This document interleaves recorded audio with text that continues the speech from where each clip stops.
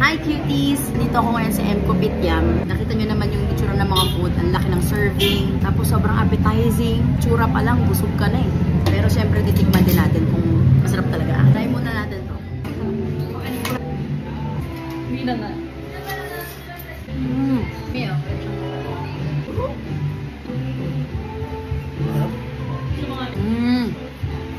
Sarap. Paano pa nalaman? Pag mahilig kayo sa spicy, lagay nyo to oh. Siyempre ako maglalagay ako. This one naman. Ito yung mga gusto ko, makapal na kanton. Mi goreng. Char. Next one, mi goreng. Actually, same lang daw sila ng ingredients. Ang naiba is yung noodles. Okay. Uy, Ng mga gulay. ang sarap. Mas trip ko to kasi mas gusto ko mas makakapal yung noodles eh. Pero parehas masarap. Sarap, sobrang malasa. Sa atin lang konti service. Ano to ate Aiko? Char. Char queen yan. Ai Sin Chow. Yung iba tawag icing cow. Uy, ang sarap. Ay, ito, sa ano pala ako dito. Grabe ang sarap. Walang biro. Para sa 100 pesos. Yung mga noodles pala, lagyan ko ng variation ng beef, chicken. Walang meat to. kung may fish Egg lang eh. to, no? Bawas na. Buttermilk chicken. Hindi, okay lang. Meron din daw sila ibang flavors nito. Kuha tayo ng sabaw. Ng buttermilk. Sabaw, no? Nasi goreng with tapa. Uy, ito yun. Rice is life. Busog ka talaga dito. Magkano to? 100. 150. Laki-laki, guys. Parang pwede to sa dalawang tao kung may na kumain. Pero syempre, sa akin lang to. Kunin ko na tong itlog.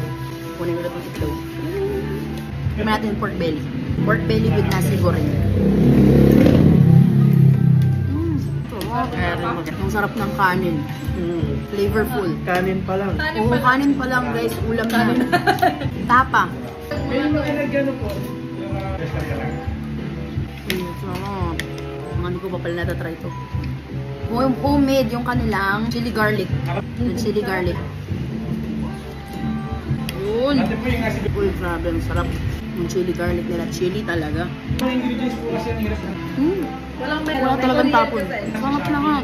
Lemon Yakult guys. Ako dapat dito lang. Cucumber Yakult. Diba? No wonder. Na bestseller nila. Grabe talaga. Notice oh. 130. Bakit ngayon lang ako nakapunta dito? Sisig with chili garlic and rice. Grabe cuties. Lahat masarap. Legit. Sarap din ito. Sakto lang yung tamis. Hindi pa naman ako mahilig sa matamis. Pero ito sakto lang kaya hindi ako nahuhumay. Okay lahat. Walang halong biro. Punta na kayo dito. So kung susumahin, yung lahat ng food na kinain natin, 700, parang ganun lang. Tapos ganyan kadami. May uuwi ka pa. Sa 700, ilang kami apat, busog na kami. May take-out pa. Grabe.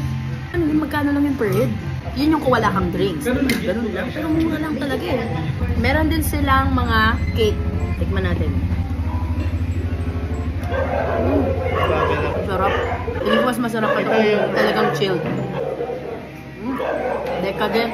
Sarap. Homemade daw to ng kapatid ng owner. Please, punta kayo dito. Sobrang sarap. Affordable and masarap. Ang laki ng serving. Mura. Ang sarap ng pagkain. Homey yung vibes. Chill lang. Feeling mo lang, nasa bahay ka lang. Ayos. Movie yan. Movie day. Chill naman. Tutis pinatay yung ilaw. Napaka-chill ng vibes. Chill vibes. Parang sarap matulog after mo kumain, di ba? Tulugan.